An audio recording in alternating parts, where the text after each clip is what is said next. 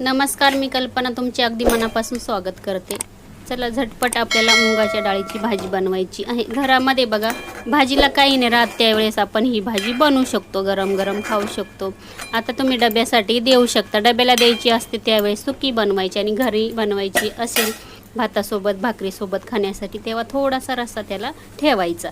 आता मी तसंच केलेलं आहे हे बघा। आता त्याच्यासाठी आपल्याला इथे डाळ आहे ना स्वच्छ धुवून अर्धा तासापूर्वी मी इथे पाण्यामध्ये भिजत ठेवलेली आहे। डाळ स्वच्छ धुवून घेते। आता इथे कढईमध्ये तेल घालायचं आहे।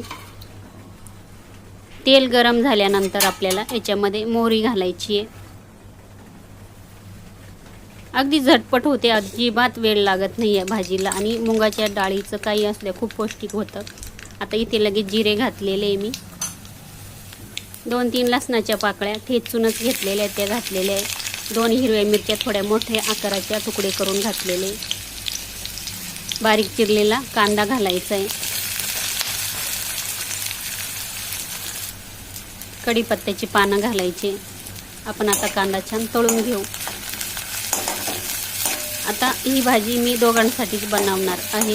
अगदी 5 ते 7 मिनिटांमध्ये मुगाच्या डाळीची भाजी गरम गरम तयार होते।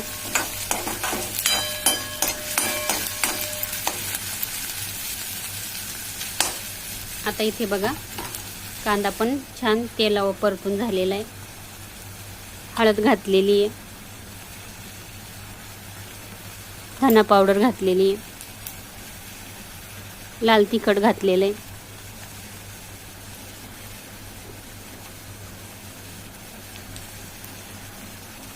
थोडासा गरम मसाला घातलेला आहे।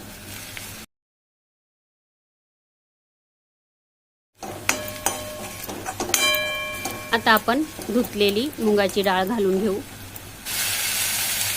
एकजीव करून घेऊ आपण।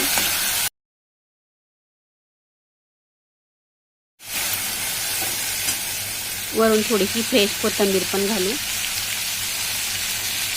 फोडणीमध्ये पण घालायची आणि नंतर भाजी झाल्यानंतर घालायची, छान चव पण लागते।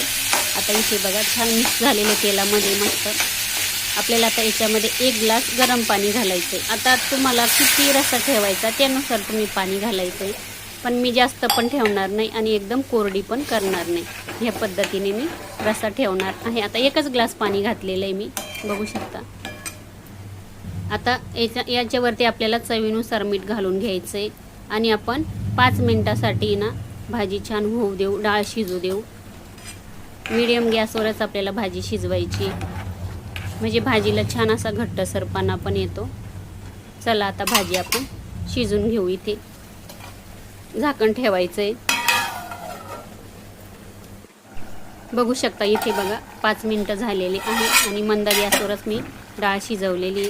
आता इथे मी गॅस बंद करणार आहे, ह्याच पद्धतीने मी रस्सा ठेवणार आहे। हे बघा तयार झालेली आपली मुगाच्या डाळीची भाजी, अगदी गरम गरम नक्की करून बघा, खूप छान लागते। हे बघा वरून फ्रेश अशी कोथिंबीर आपण घालू। चला, संपूर्ण रेसिपी बघितल्याबद्दल तुमचे खरंच मनापासून खूप खूप धन्यवाद। भेटूया अशा नवीन एक रेसिपीमध्ये।